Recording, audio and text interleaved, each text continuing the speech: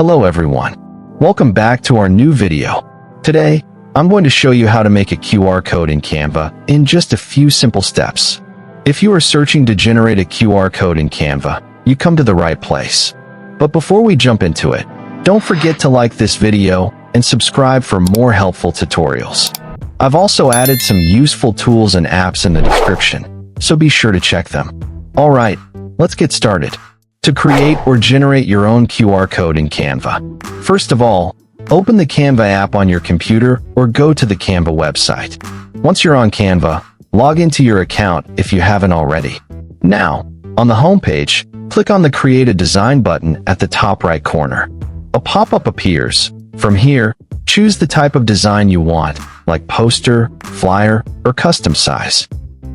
Once your blank design opens, look at the left sidebar and click on Apps. Now, scroll through the available apps and click on the QR code option. You can also use the search box to find it quickly.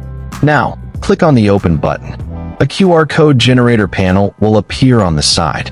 Enter the URL or the text you want to link to the QR code in the given field. Once the link to your website is added, tap on Customize. From here, you can change the background color, foreground color, and margin size. Now, tap on the Generate QR Code button.